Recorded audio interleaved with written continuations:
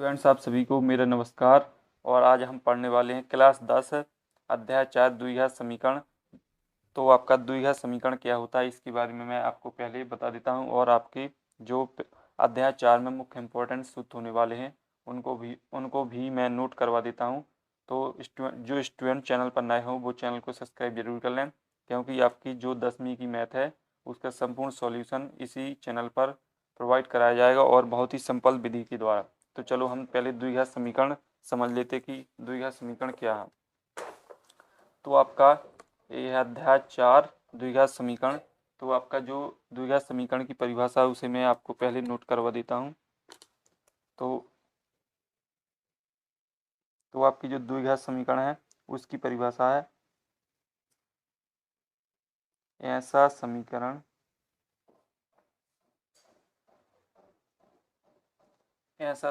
जिसकी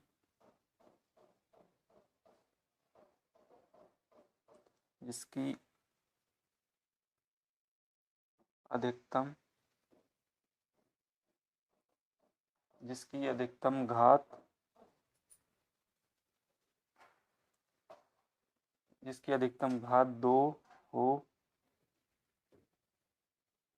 उसे द्विघात समीकरण कहते हैं। तो जिस समीकरण की अधिकतम घात 2 होगी उसे हम द्विघात समीकरण कहेंगे। तो ये हो गई आपकी द्विघात समीकरण की परिभाषा। अब इसका जो व्यापक समीकरण है वो है आपका, यहाँ लिख दें,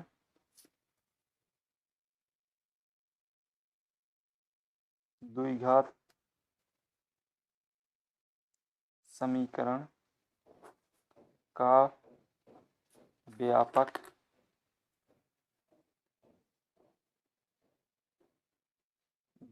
रूप। तो जो द्विघात समीकरण का व्यापक रूप है वो है आपका ax² plus bx plus c बराबर 0। ये रहा आपका द्विघात व्यापक समीकरण, द्विघात समीकरण का व्यापक रूप। लेकिन इसमें एक शर्त होती कि a बराबर 0 के नहीं होना चाहिए, यानी a का मान 0 नहीं होना चाहिए, अन्यथा वो व्यापक समीकरण द्विघात समीकरण नहीं होगा। तो द्विघात समीकरण कुछ एग्जाम्पल मैं आपको लिखवा देता हूँ।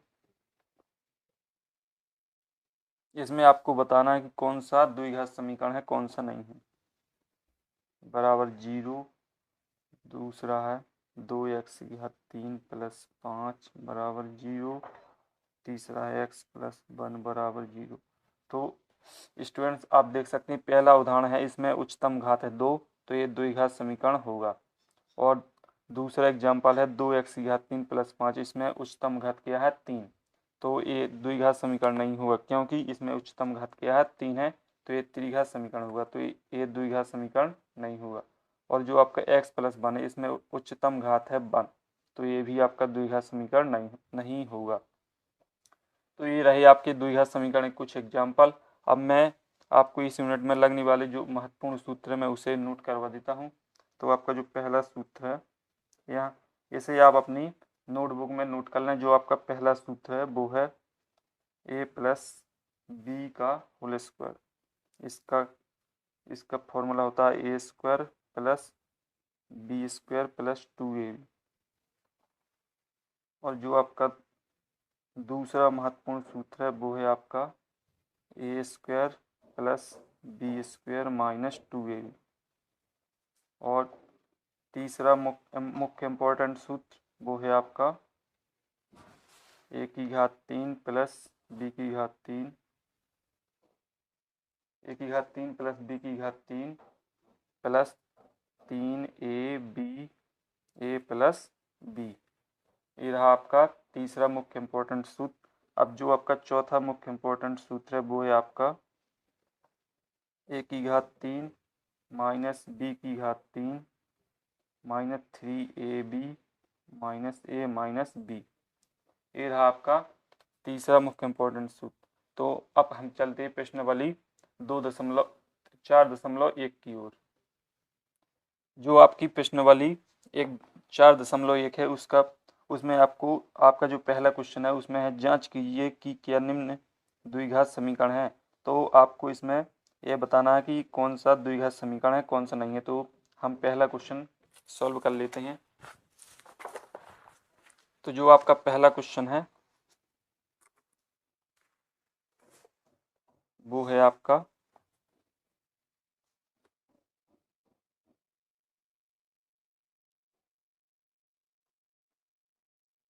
पहला क्वेश्चन है आपका x+1 का स्क्वायर और यहाँ है आपका बराबर 2x-3। तो इसे आपको बताना है कि ये द्विघात समीकरण है या नहीं है। तो इसे हम कर लेते हैं सॉल्व। तो आपका आ जाएगा, इसे को खोल दें आप सूत्र से, तो आ जाएगा आपका x² प्लस 1² प्लस 2x यहाँ आ जाएगा 1 बराबर 2x-3। तो यहाँ आ जाएगा आपका x², यहाँ आ जाएगा 1, यहाँ आ जाएगा 2x बराबर, इसे दो का अंदर कर दें गुणा, तो यहाँ आ जाएगा 2x-6। तो x² प्लस 2x प्लस 1, इसे ले जाए इस साइड तो चिन्ह परिवर्तित हो जाएंगे। तो ये प्लस में तो यहाँ हो जाएगा माइनस में, और माइनस में है तो ये हो जाएगा प्लस में, बराबर 0। तो आपको यहाँ क्रम से जमा लेना। 2x, x की घात 2, 2x से 2x कट जाएंगे और यहाँ आ जाएगा आपका प्लस की 7 बराबर 0। तो स्टूडेंट्स आपको देखना होगा कि यह द्विघात समीकरण है या नहीं है।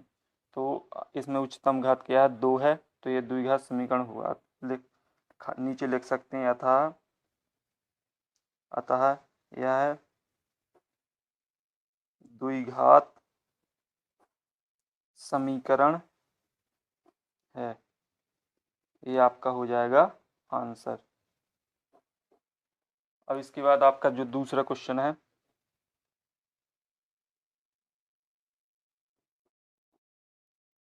आपका जो दूसरा क्वेश्चन है वो है आपका x की घात 2 माइनस 2x बराबर -2 और 3 माइनस x। इसको आपको बताना है कि ये द्विघात समीकरण है या नहीं है। तो आपको x² माइनस 2x यहाँ कर दें अंदर गुणा -2 का, तो यहाँ आ जाएगा -6 प्लस के 2x। इसका कर दें इस साइड पक्षांतर, तो यहाँ आ जाएगा आपका,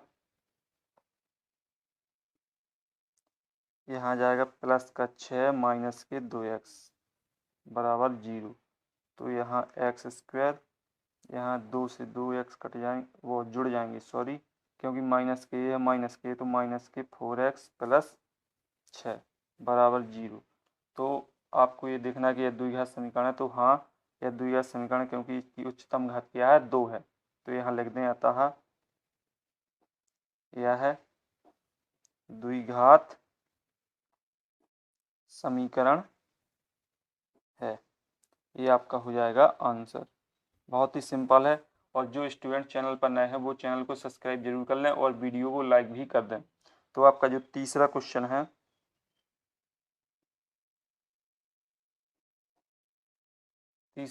आपका x-2 x+1 बराबर x-1 और x+3। ये आपका तीसरा क्वेश्चन है पहले का। तो इसे हम सॉल्व कर लेते हैं। तो सॉल्व करने के लिए आपको इस पद का इस पद में गुणा कर देना, इस पद का इस पद में। तो आपको पहले इसका इसमें गुणा करना है। तो यहाँ आ जाएगा, इस x का पहले इसमें पूरी में कर दें, तो आ जाएगा आपका x² प्लस x, अब -2 का इसमें, तो -2x और यहाँ आ जाएगा 2 बराबर, अब इस पद का पूरी इस पद में, तो यहाँ आ जाएगा x² और प्लस 3x, इसका इस -1 का इसमें, तो यहाँ आ जाएगा आपका -x, यहाँ आ जाएगा 3 माइनस। तो फिर तो आप इस पद को इस साइड कर लें पक्षांतर, तो यहाँ पहले ये लिख दें सेम और ये माइनस इस साइड, एक्स स्क्वायर इस साइड आएगा तो प्लस में, तो इसका चिन्ह परिवर्तित हो जाएगा, तो ये हो जाएगा माइनस में, प्लस है तो 3x माइनस में हो जाएगा, ये प्लस में और ये भी प्लस में, बराबर कर दें 0। तो अब आपका आ जाएगा इस एक्स स्क्वायर से इस जी वाला एक्स स्क्वायर कट जाएगा, क्योंकि ये माइनस में प्लस में है।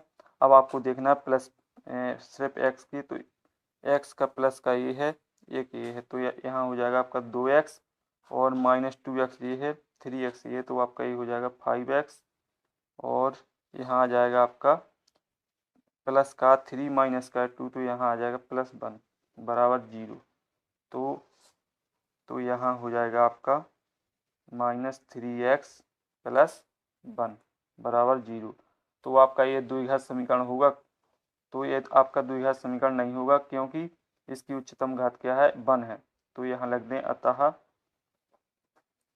अतः इसकी उच्चतम घात 1 है, इसलिए यह द्विघात समीकरण नहीं होगा, क्योंकि इसकी उच्चतम घात क्या है, 1 है। ये आपका हो जाएगा आंसर। हम चलते हैं चौथे क्वेश्चन की ओर। जो आपका चौथा क्वेश्चन है बहुत ही सिंपल स्टूडेंट्स, आप खुद से आराम से सॉल्व कर सकते हैं। तो आपका जो चौथा क्वेश्चन है वो है आपका x की घात, चौथा है आपका x - 3 2x + 1 और है आपका बराबर x + 1 x + 5 है, सॉरी। तो ये हो गया आपका चौथा क्वेश्चन। इसे भी आप सॉल्व कर लें, उसी विधि को अपनाना जो मैंने आपको पहले प्रारंभ में बता दी है। तो इसमें आपको इस पद का इसमें कर देना गुणा, तो यहाँ हो जाएगा आपका 2x की घात 2, यहाँ आ जाएगा आपका x, यहाँ आ जाएगा 6। अब इसका कर दें इसमें गुणा, तो -3 का 2x में होगा तो -6x और यहाँ आ जाएगा आपका -3 बराबर, इस पद का इसमें गुणा कर दें तो यहाँ x² + 5x। अब इस पद को कर दें इस साइड पक्षांतर, तो यहाँ जो आपका इस पद में लिखा है इसे आप सेम लिख दें पहले, और ये पद आएगा इस साइड, तो ये हो जाएगा माइनस में, जो माइनस में है वो प्लस में है, जो प्लस में है वो माइनस में। तो यहाँ आ जाएगा आपका 5x बराबर 0। तो आपको 2x² ये है और माइनस का है x², तो प्लस की 2x² में से माइनस का x² चला जाएगा, तो यहाँ पर आ जाएगा आपका x²। और आपको देख लेना है माइनस की 6x और माइनस की 5x, तो माइनस की 11x। अब आपको प्लस में देख लेना है, प्लस में है आपका +x और आपका -3 बराबर 0।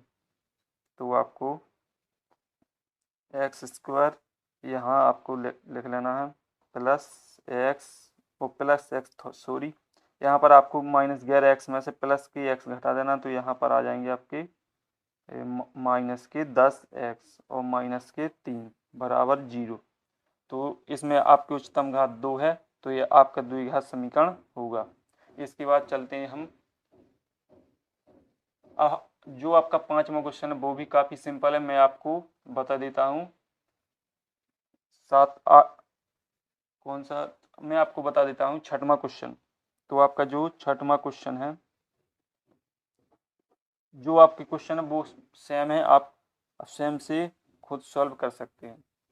तो आपका छठवां क्वेश्चन है x² + 3x + 1 बराबर x - 2 तो आपको इसे भी पहले की तरह सॉल्व कर लेना है। x² + 3x + 1 बराबर, इसे खोल लें आप सूत्र से, तो यहाँ आ जाएगा आपका x² + 2 का होल स्क्वायर -2 गुणे ए का मान है x, बी का मान है आपका 2। तो आपको नीचे लिखना है x² + 3x प्लस 1 बराबर एक्स स्क्वायर प्लस 2 गुणा 2 4 माइनस 4x। इस पद को इस साइड कर ले पक्षांतर, तो पक्षांतर करने पर चिन्ह परिवर्तित हो जाते हैं। ये आपको स्टूडेंट्स पहले पता होगा। तो आप इस साइड इस पद को इस साइड ले जाएं तो जो ये प्लस में है ये हो जाएगा माइनस में, और प्लस 4 है तो माइनस के 4, माइनस 4x है तो प्लस के 4x बराबर 0। ये आपको स्टूडेंट्स पहले ही पता होगा कि पक्षांतर करने पर चिन्ह परिवर्तित हो जाते हैं। तो एक्स स्क्वायर है प्लस का एक्स स्क्वायर माइनस का, तो ये दोनों कट जाएंगे और इसमें 3x स्क्वायर प्लस के 4x स्क्वायर भी प्लस के, तो यहाँ आ जाएगा आपका 7x, और यहाँ हो जाएगा माइनस के 4x है प्लस का 1 है, तो यहाँ आ जाएंगे आपके 3 बराबर 0। तो ये आपका द्विघात समीकरण नहीं होगा क्योंकि इसकी उच्चतम घात 1 है, तो ये आपका द्विघात समीकरण नहीं होगा, यही आपका आंसर हो जाएगा। तो स्टूडेंट्स अब मैं आपको लास्ट क्वेश्चन बता देता हूँ और आप स्वयं से कर लें 2-3 क्वेश्चन जो मैंने छोड़ दिए हैं। तो आपका जो आपका 8वां क्वेश्चन है बहुत ही सिंपल है, मुझे आशा है कि आप तो बन जाएंगे। तो आपका जो 8वां क्वेश्चन है वो एक्स की घात 3 माइनस 4x की घात 2 माइनस एक्स प्लस 1 बराबर x माइनस 2 की घात 3। तो जो मैंने आपको पहले सूत्र नोट करवा दी थी उसी के अनुसार इसे सॉल्व कर लेना है। तो ये पद ज्यों कहते हैं लिख दें आप,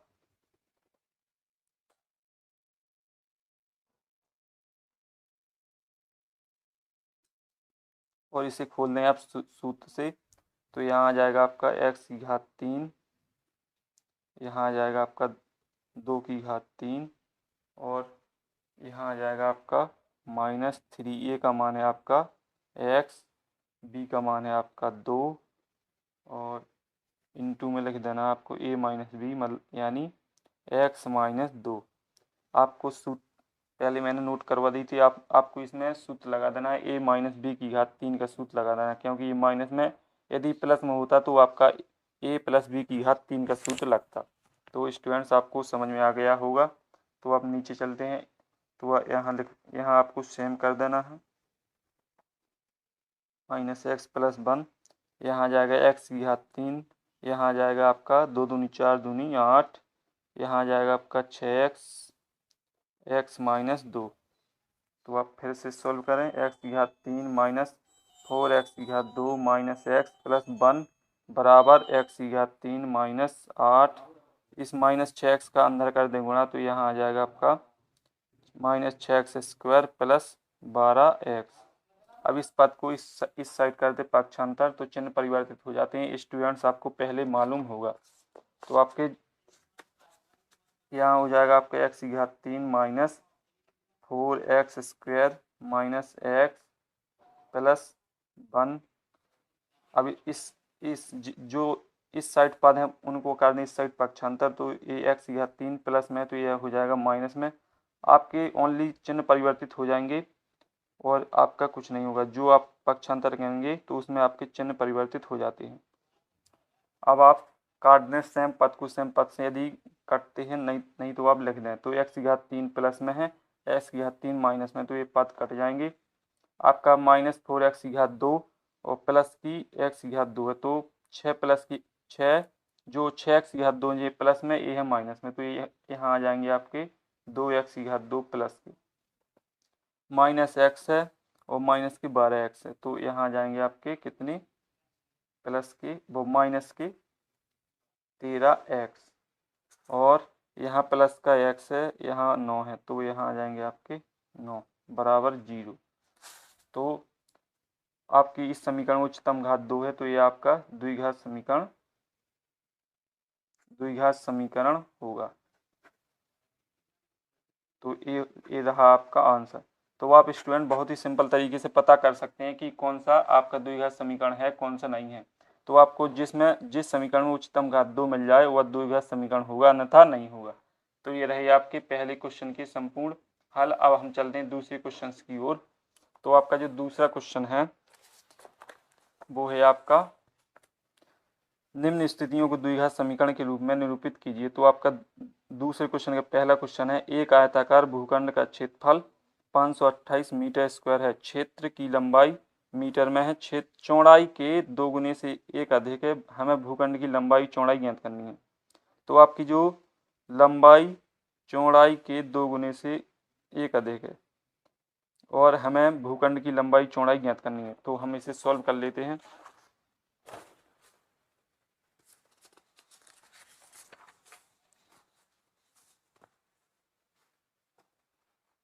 तो जो आपका दूसरा का पहला क्वेश्चन है, तो इसमें हमें मान लेना है, पहले हमको बनाना है इसमें एक आयताकार चित्र, क्योंकि उसमें आयताकार भूखंड पूछ रहा है। तो ये हो गया आपका आयत। ठीक है, इसके बाद हम मानते हैं, माना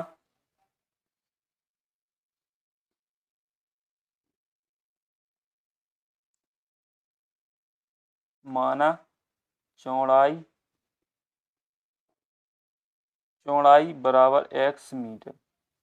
हमको स्टूडेंट्स उसी चीज को मानना है जो जो छोटी दी गई है, यानी चौड़ाई को इन्होंने कम दिया है और लंबाई को अधिक दिया। तो हम सबसे पहले जो चीज मानते हैं वो हम जो सबसे कम होती है उसको मानते हैं। तो चौड़ाई लंबाई से छोटी है, तो हम चौड़ाई को x मीटर मान लेते हैं। तब लंबाई क्या होगी? तब लंबाई होगी आपकी 2x + 1।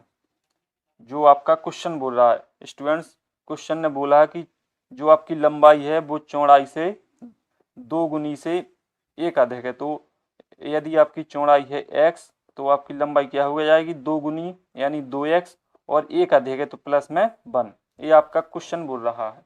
इसके बाद और आपका जो क्षेत्रफल दिया है, जो आपका क्षेत्रफल है, वो है आपका 528 मीटर स्क्वायर। ये आपका क्षेत्रफल दिया गया है। तो हमें लिख देना कि हम जानते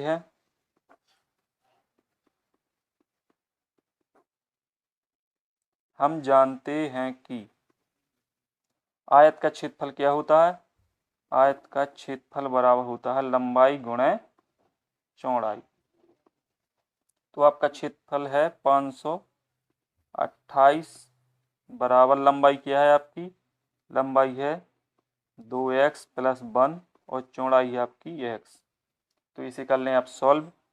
तो यहाँ आ जाएगा 528 बराबर x का अंदर कर दें गुणा, तो यहाँ आ जाएगा 2x² + x। इसको कर दें इस साइड पक्षांतर, तो यहाँ आ जाएगा 0, 2x² + x माइनस 528। तो इसे इस साइड रख दें, 2x² + x माइनस 528 बराबर 0।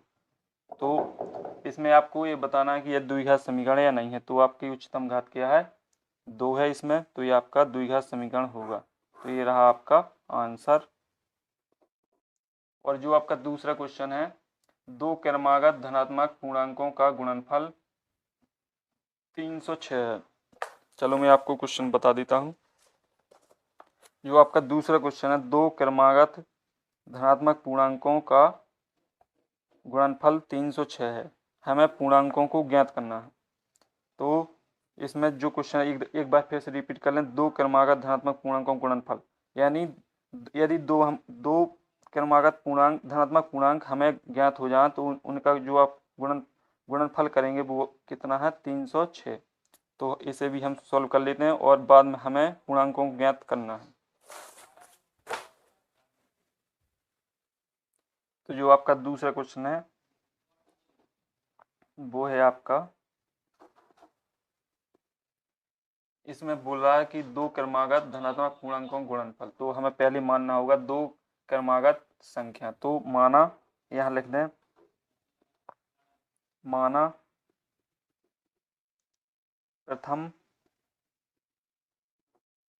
प्रथम संख्या x है, तब तब दूसरी क्रमागत संख्या। स्टूडेंट्स, आपको ये पता होना चाहिए कि क्रमागत क्या होता है। क्रमागत होता है क्रम से, यानी जैसे आप गिनती में देखते होंगे कि 1 2 3 4 5, तो ये क्या हो गया, क्रम हो गया। तो यदि हमने प्रथम संख्या x है तो दूसरी क्या होगी, जो आपका क्रम होता है इसमें एक नंबर बढ़ जाता है। यानी जैसे जैसे यहाँ लिख दें आप गिनती 1 2 3 4, तो इसमें आप देख रहे होंगे कि इसमें प्लस में एक बढ़ता जा रहा है। जैसे यहाँ पर है 1, तो यहाँ 2 है, यहाँ 3 है। तो हमने जैसे x माना, तो दूसरी जो आपकी क्रमागत संख्या होगी वो होगी आपकी x+1, एक अधिक होनी चाहिए। तो ये रही आपकी दोनों क्रमागत संख्या। अब हम यहाँ लिख देंगे प्रश्न अनुसार।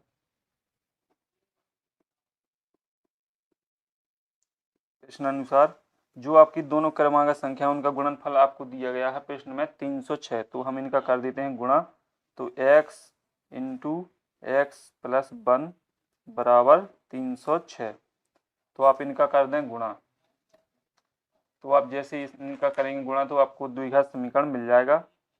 तो यहाँ लिख दें x², इसका कर दें अंदर गुणा, तो यहाँ आ जाएगा x बराबर 306। तो आपको यहाँ लिख देना है x² प्लस x, इसको कर दें इस साइड पक्षांतर, तो यहाँ जाएगा 306 बराबर 0। ये आपका हो जाएगा द्विघात समीकरण, यही आपका हो जाएगा आंसर।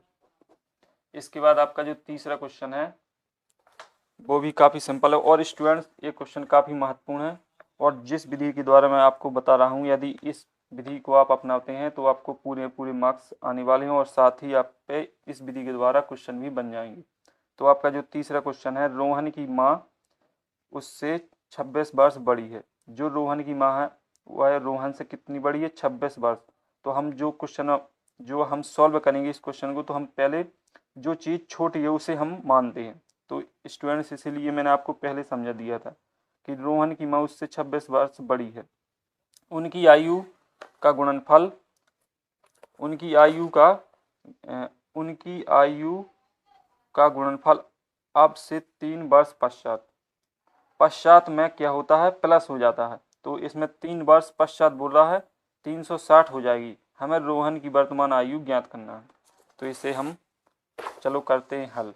तो आपका जो तीसरा क्वेश्चन है,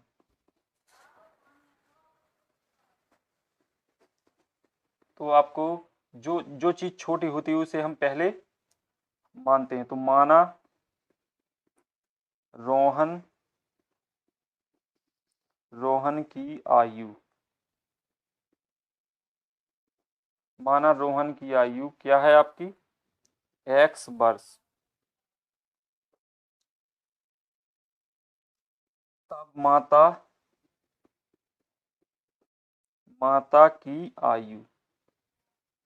माता की आयु क्या होगी, x+26, क्योंकि आपका प्रश्न बोल रहा है कि रोहन की आयु से माता की आयु 26 वर्ष अधिक है। अधिक का मतलब होता है प्लस। तो आपका यदि रोहन की आयु x है तो आपकी माता की आयु x+26 वर्ष हो जाएगी।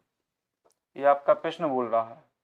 इसके बाद फिर प्रश्न बोल रहा है आपका कि 3 वर्ष पश्चात का मतलब होता है कि आपको इन दोनों की आयु में प्लस करना। पश्चात का मतलब प्लस होता है, तो यहाँ लिख दें हम 3 वर्ष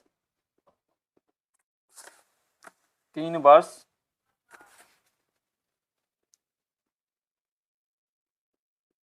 वर्ष पश्चात रोहन की आयु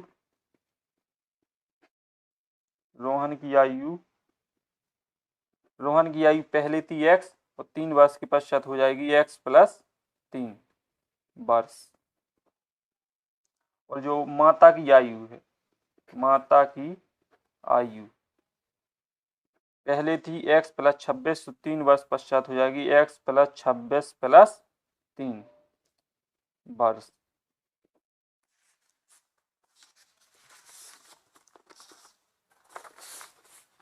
इसके बाद हम करेंगे आगे सॉल्व।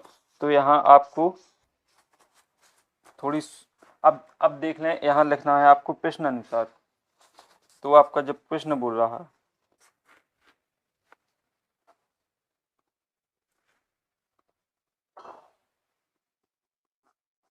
प्रश्न अनुसार प्रश्न बोल रहा है कि दोनों की आयु का गुणनफल कितना है आपका 360। तो आपको अब इनकी आयु का आपस में कर देना है गुणा। तो यहाँ लिख दें आप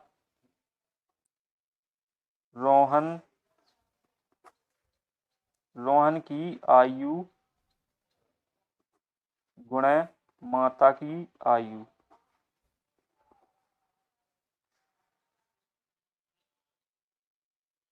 माता की आयु बराबर कितना है 360। तो आपकी जो रोहन की आयु वो है आपकी कितनी x प्लस 3। तो यहाँ आपको लिख देना x प्लस 3। और जो आपकी माता की आयु है वो है आपकी x, यहाँ 26 और 3 हो जाएंगे 29। तो आपकी यहाँ हो जाएगी x प्लस 29। ये आपकी माता की आयु और आपका जो दोनों की आयु का गुणनफल है वो है आपका 360 प्रश्न अनुसार। तो आप अब इसको कर लें आप सॉल्व। तो सॉल्व करने पर इस x का पहले इसमें कर दें गुणा। तो यहाँ आ जाएगा x स्क्वायर प्लस 29x। अब इस 3 का कर दें गुणा 3x। यहाँ आ जाएगा आपका,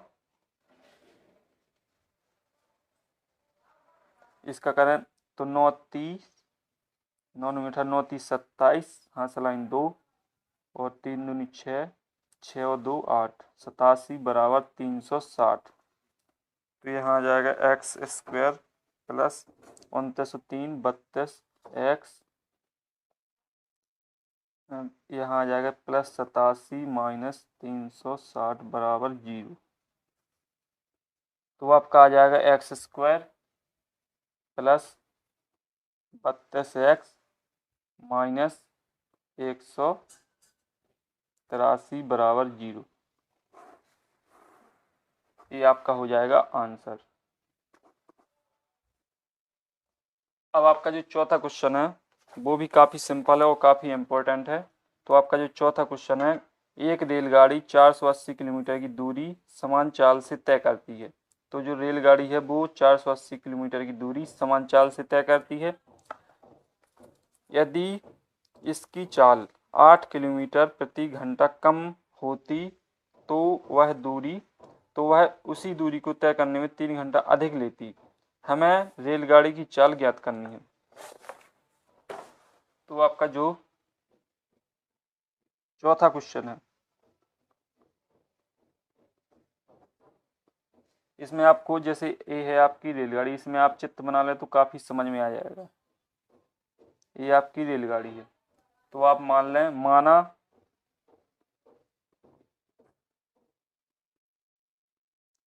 माना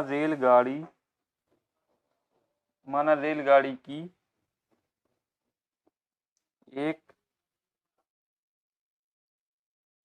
एक समान चाल, माना रेलगाड़ी की एक समान चाल क्या है x किलोमीटर प्रति घंटा। ये आपकी रेलगाड़ी की समान चाल हो गई। तो आपको लिख देना है चूंकि समय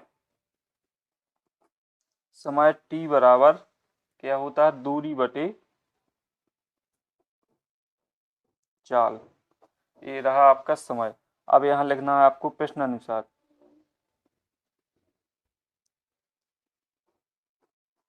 आपका प्रश्न अनुसार क्या दिया गया है, प्रश्न अनुसार दिया गया है आपका जो t1 समय है, दूरी है जो आपकी वो तो x से 480, लेकिन जो आपका पहले समय जब रेलगाड़ी समान चाल से चलती है, तो आपकी समान चाल से जब रेलगाड़ी चलेगी तो आपका जो रेलगाड़ी को दूरी तय करने में समय लगेगा वो होगा आपका 480, यानी दूरी समय कितना लगेगा x, क्योंकि वो समान चाल से चल रही है। लेकिन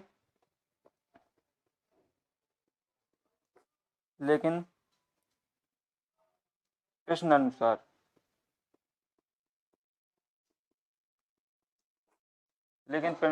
अनुसार आपका प्रश्न बोल रहा है कि यदि गाड़ी की चाल 8 किलोमीटर प्रति घंटा कम कर दी जाए तो उसे 480 किलोमीटर की दूरी तय करने में कितना समय लगता है, 3 घंटा अधिक समय लगता है। तो दूरी तो आपकी ज्यों की त्यों है, आपका जो दूसरा समय होगा वो होगा आपका 480, दूरी तो आपकी ज्यों की त्यों है, और जो आपकी चाल होगी उसमें आपकी हो जाएगी कमी। पहले चलती थी x किलोमीटर प्रति घंटा की रफ्तार से, अब चलेगी आपकी x - 8 प्रति घंटा की x से -8 किलोमीटर प्रति घंटा की रफ्तार से, क्योंकि प्रश्न बोल रहा है कि 8 किलोमीटर दूरी कम कर दी जाए, तो हमने 8 किलोमीटर की दूरी समान दूरी से कम कर दी है, तो ये हो जाएगा आपका t2 समय। अब हमको लिखना है प्रश्न अनुसार, फिर से अब हमको जो आपका 3 घंटा अधिक समय लगता है उसमें उसे वो होगा, यदि आप इस समय को t2 समय को t1 समय से घटा दें तो आपकी जो समय 3 घंटा अधिक है वो आपका इस दोनों को घटाने पर जो समय निकला उसके बराबर होगा। तो यहाँ आप लिख दें t2 माइनस t1 बराबर होगा 3, क्योंकि आपका प्रश्न में दिया गया है कि दोनों समय हैं उनका अंतर कितना हो जाता है, 3 घंटे अधिक लेती है। तो आपको t2 में से t1 को घटा देना, तो आपका जो t2 है वो है 480 बटे x -8, और यहाँ आ जाएगा आपका 480 - x बराबर 3। तो यहाँ ले लें आप x -8 को लघुत्तम, तो यहाँ आ जाएगा 480x -480 x -8 बराबर 3।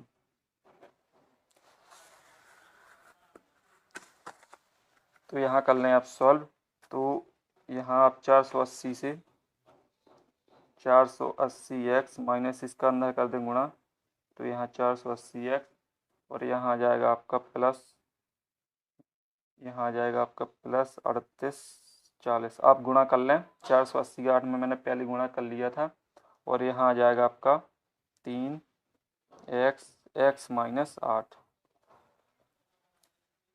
तो यहाँ आ जाएगा आपका फिर 480x में 480x कट जाएंगे, यहाँ आ जाएगा 3840 बराबर 3x स्क्वायर माइनस 8 24x।